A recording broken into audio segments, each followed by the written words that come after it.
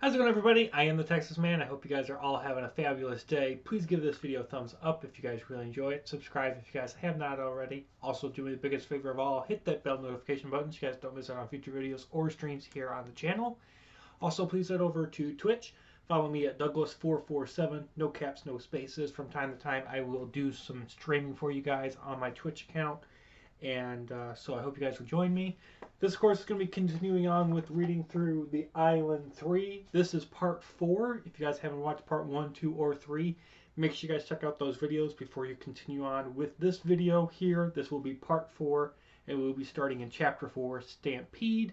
If you guys also want a copy of this book or any other books to read along with me, let me know in the comment section.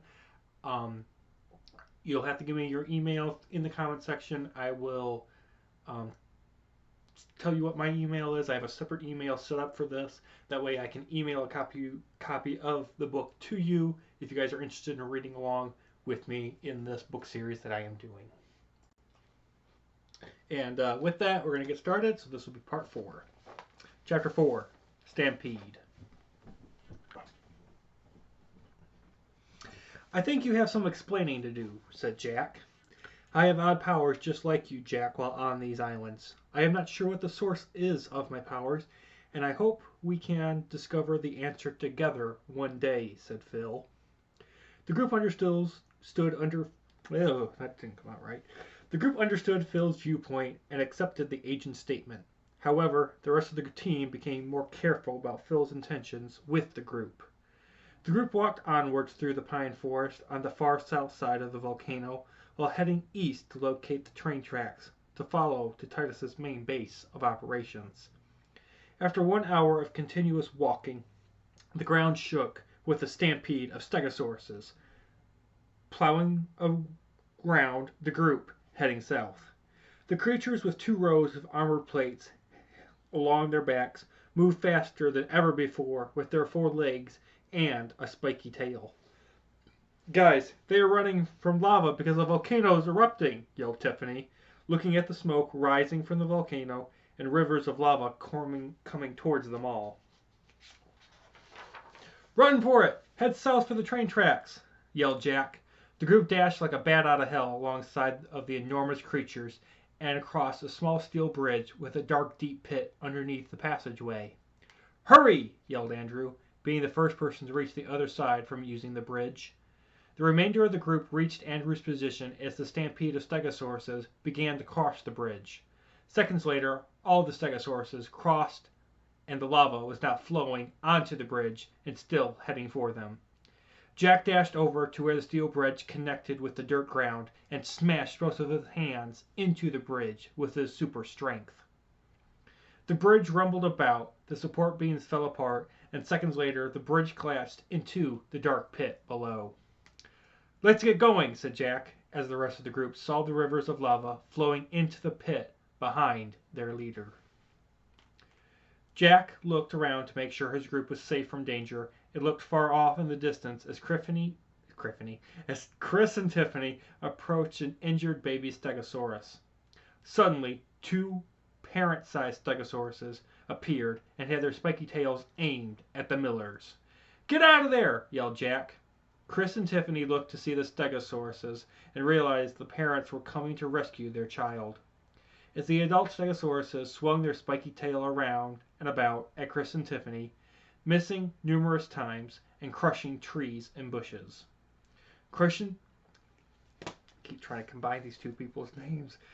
Tiffany dashed for a nearby hollow log while still being attacked and watched as the rest of the Stegosaurus family arrived to aid the 2 adults. Smashing continued on the log for another 30 seconds and ceased when a loud, roaring sound was heard nearby. Moments later, 5 T-Rexes appeared out of the cover of tall trees and fluffy bushes. Everyone watched as the Stegosaurus family formed ranking lines to combat the meat eaters, while Chris and Tiffany escaped the log and regrouped with their friends. "Look!" exclaimed Tristan. The group looked to watch the battle at last occur. A T-Rex ate the baby Stegosaurus, and seconds later, the same T-Rex was smashed in the head by the parent's tail. Smashing, charging, roaring, biting, kicking, screaming, mourning, and dying all took place during the 2-minute battle as the two different creatures battled for their lives. Eventually, all the Stegosauruses were defeated, and one T-Rex remained as the lone survivor and victor. The T-Rex stared at the group of humans, and the group realized the chase was about to begin. "Run," said Jack in a soft tone, hoping to not alert the T-Rex more than needed. "Roar!" The group began to run for their lives, heading east, and having the T-Rex chase them in the pine forest. After running for 20 seconds, the group came upon a river, dove in, and the T-Rex still followed after them. "Head for the other side," yelled Ted, pointing towards the river's end. The group realized they were close to where the river became a waterfall. The humans continued to swim against the current of the water, while the T-Rex entered the water to continue its pursuit. Roar!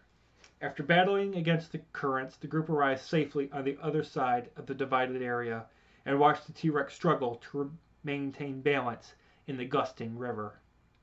Suddenly, an enormous wave appeared far off in the river and came crashing upon the beast of death. The T-Rex lost its balance completely and was swept away over the waterfall and crashed its body among several spiky rocks. The group looked downwards to see the T-Rex's carcass, and blood flowing into the river below and out to the ocean. "That was too close. Without that river or that wave, that T-Rex would have eaten us for sure," said Phil. "Let's break for 5 minutes and continue onwards to locate the train tracks," said Jack. The group rested on fallen trees, ate a meal, rubbed their feet, and reloaded their machine guns. After the break was over, the group walked onwards and could see soon the volcano far behind them all while heading east. "Look over there!" yelled Tristan. The group of 9 looked to see the train tracks at last. "Duck!" yelled Andrew. Tristan and Ted looked around and were suddenly carried off the ground by pterodactyls. "Don't shoot! You might hit them!" ordered Jack. Moments later, the pterodactyls decapitated Agent Tristan Slick and Agent Ted Blade's bodies. "No!" yelled Andrew, as his friends' heads were ripped apart from their bodies and then had their bodies thrown somewhere on the land. "Ted!" yelled Andrew, again in his loss. Jack, Chris, and Tiffany comforted Andrew while Phil and the women of the group saw towers nearby to the north, a human space shuttle station, and one of the green alien shuttles. Titus's main base of operations was finally located. Chapter 5: The Return. Moments later, Andrew cleared up his tears from Tristan and Ted's death, and the entire group looked at Titus's main base of operations. Suddenly, 20 pterodactyls and 8 raptors surrounded the group with intense force. Next, 50 creatures with enormous teeth, curved canine 12 inches long, and feet with claws appeared to the group and surrounded them also. Then a familiar sound was made to Jack, Kate, Chris, and Tiffany, and seconds later something revealed itself out from the shadows. An object of pure evil had found some way to come back to life. The dark cloud with white bolts of electricity running through it. The monster that dashes through bodies and causes them to vanish. The evil that bullets go through and can't kill. And the destroyer that only an EMP blast can kill, stood in front of the group of 7. Though it did not seem possible, the impossible had occurred. The creature had returned.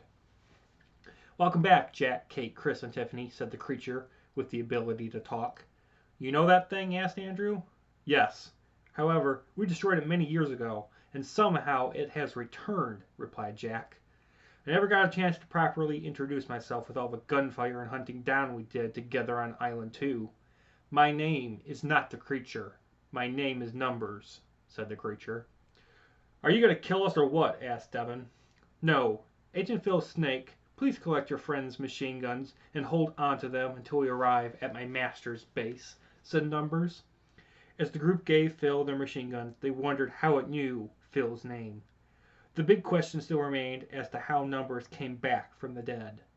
The group was escorted to Titus's base, which was about 10 minutes away, saw the alien shuttle and the human shuttle, and entered the base's main building.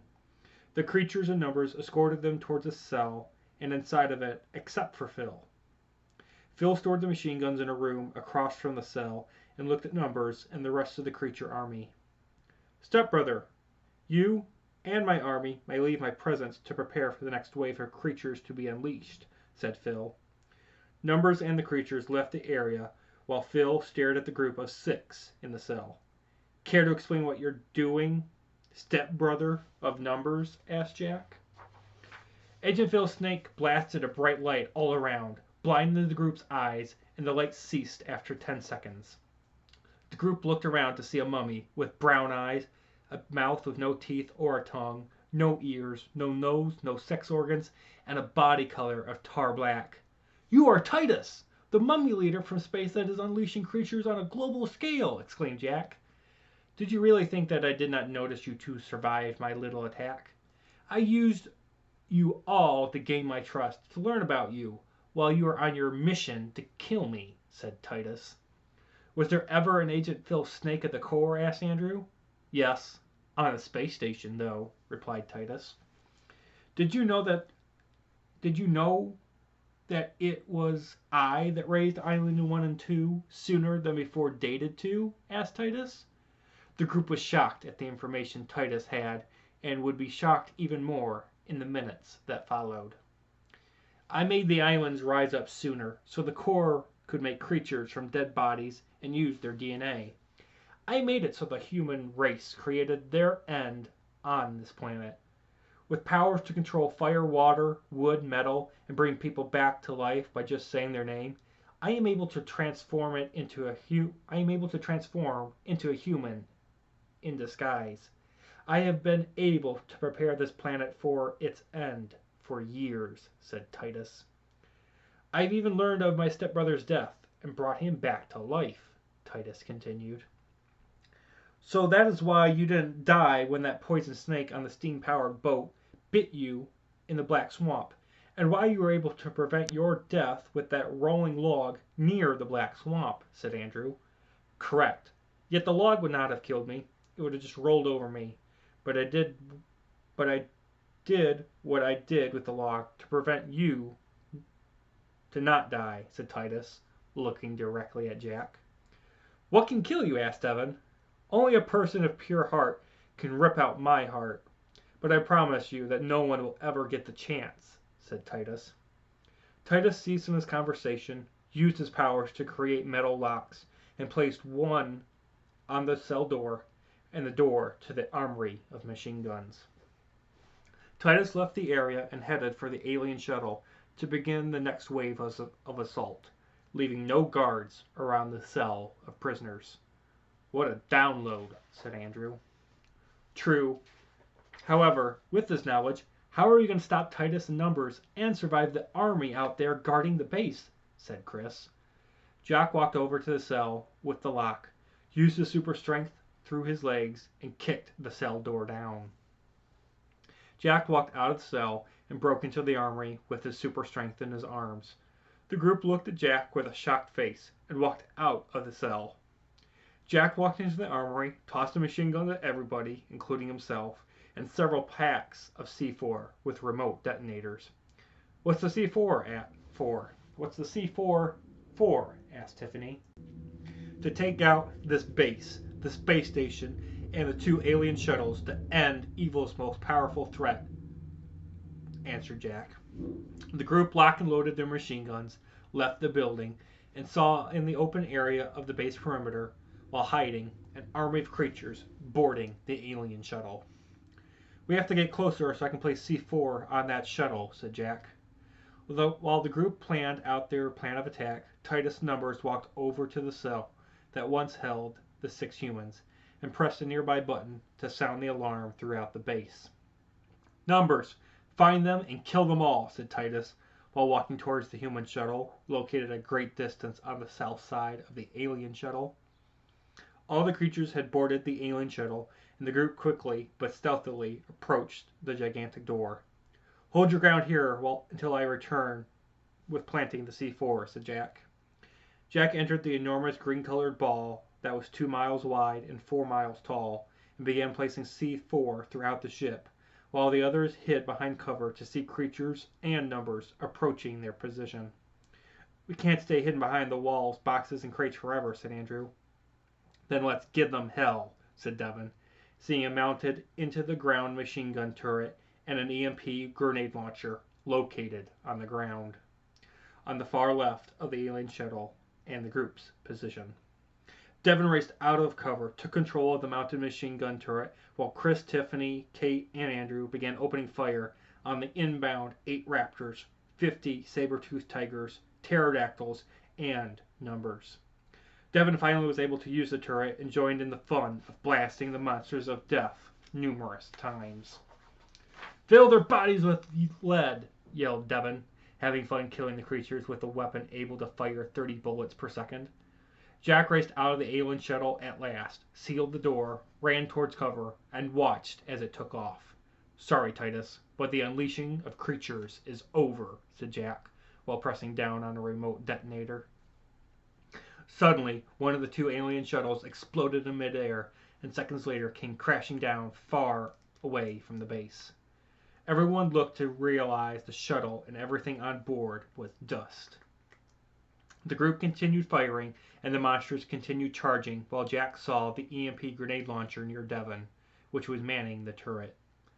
Then Jack saw Titus and Numbers next to the human shuttle, and watched Titus board the shuttle, while Numbers became infuriated and began to come towards the group of humans. "Everyone, fall back to Devin's position," yelled Jack to Chris, Tiffany, Kate, and Andrew. The 5 members dashed for cover around the machine gun turret, continued firing upon the unending creatures that kept trying to attack them, and realized they were running low on ammunition. Devin used his turret to kill the remaining pterodactyls, while the others used their machine guns on the raptors and saber-toothed tigers, knowing that Numbers was still on approach. Jack picked up the EMP grenade launcher, separated from his friends while everyone finished killing the last of the creatures. Finally, after minutes of gunfire, only Numbers remained to take out. Jack, which was hidden behind a wall, charged the EMP grenade launcher, moved out of cover, and aimed it at Numbers to put an end to the creature forever. That's going to do it for me, guys. This has been part 4. Look forward to part 5, the final part of the Island 3, coming out very soon. If you guys want to know what happens next, make sure you guys subscribe and hit the bell notification button. Have a good one, guys. Bye.